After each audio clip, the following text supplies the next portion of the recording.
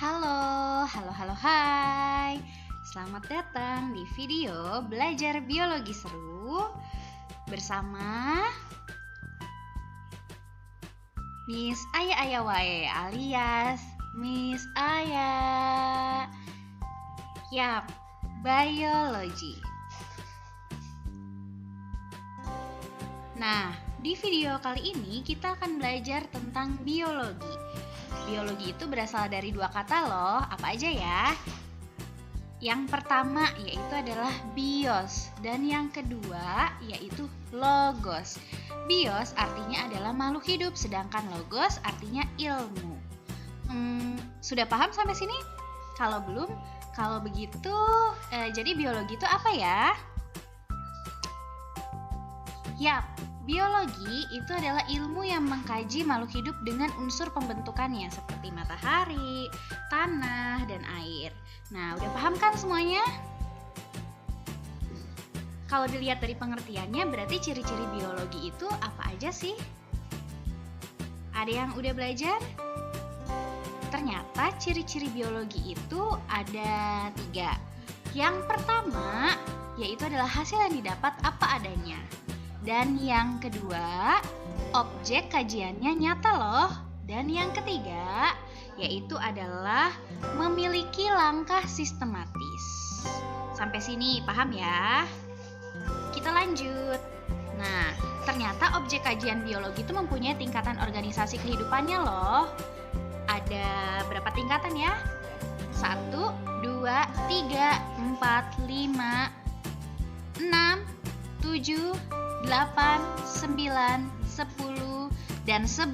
Ternyata ada 11 tingkatan organisasi kehidupan. Dimulai dari yang paling kecil ya. Yang paling kecil yaitu adalah molekul. Molekul itu adalah kumpulan dari banyak atom yang bersatu.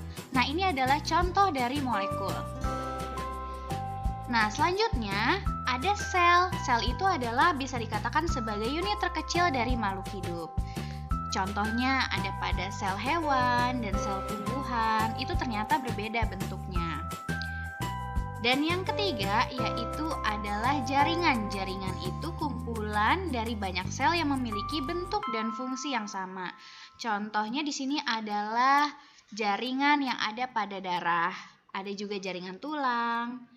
Nah, selanjutnya jaringan-jaringan ini akan bergabung menjadi satu, membentuk yang namanya organ. Organ itu ada mata, ada tangan, ada paru-paru, ada ginjal, ada lambung, dan lain sebagainya. Nah, setiap organ yang memiliki fungsi yang sama akan membentuk yang namanya sistem organ loh. Sistem organ itu ada apa aja ya? Yang pertama ada sistem pencernaan, ada sistem pernafasan, ada sistem ekskresi, dan lain sebagainya. Nah, dari semuanya ini akan membentuk yang namanya individu atau organisme atau bisa disebut dengan satu kesatuan yang utuh. Contohnya adalah seorang manusia atau seekor orangutan, seekor harimau. Nah, itu adalah contoh individu. Nah, dari banyaknya individu yang sejenis ini akan membentuk yang namanya populasi. Nah, populasi ini contohnya ada populasi, di sini populasi manusia, ada juga populasi gajah, populasi jerapah gitu. Nah, dari beragamnya populasi akan membentuk yang namanya komunitas. Nah, ini adalah contoh dari komunitas. Nah, ekosistem itu adalah interaksi antara makhluk hidup dengan lingkungannya. Contohnya ada ekosistem sungai, ekosistem darat, ekosistem hutan, ekosistem laut. Nah, ekosistem yang besar ini yang terdiri dari banyak flora dan fauna akan membentuk yang namanya bioma. Di sini contohnya adalah bioma hutan konifer. Tahu hutan konifer? Yang banyak pinus-pinusnya itu loh, yang berdaun jarum. Dan yang terakhir, yang paling terbesar adalah lapisan terluar yang ditempati oleh makhluk hidup yang disebut dengan biosfer. Sudah paham? Oke, ternyata di biologi kita belajar tentang metode ilmiah, yaitu adalah metode untuk memperoleh fakta suatu fenomena. Nah, ada 7 urutan dari metode ilmiah. Yang pertama, masalah. Jadi masalah adalah sesuatu yang menjadi persoalan. Contohnya di sini adanya permasalahan pertumbuhan bunga mawar di tempat terang. Nah, setelah kita menemukan sebuah masalah, kita merumuskan pertanyaan yang disebut dengan rumusan masalah yang berisi berupa daftar pertanyaan 5W1H. Selanjutnya, kita akan melakukan yang namanya observasi. Observasi itu melakukan pengamatan langsung di lapangan berdasarkan dari rumusan masalah yang sudah kita buat.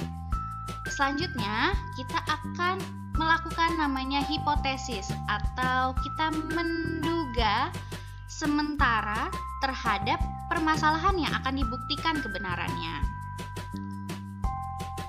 Baru itu kita akan melakukan yang namanya eksperimen pastinya, percobaan. Nah, kita melakukan percobaan untuk mencari data, benar atau salah. Dan yang keenam, kita akan melakukan yang namanya atau mengerjakan hasil dan pembahasan. Kita akan mendapatkan data dan kita akan membahas hasil yang sudah didapatkan. Dan yang terakhir, pastinya jangan lupa kita harus menentukan kesimpulannya itu seperti apa. Kesimpulan itu menjawab hipotesis dan menjawab masalah yang didapatkan. Oke, terima kasih. Semoga videonya bermanfaat. Sampai jumpa.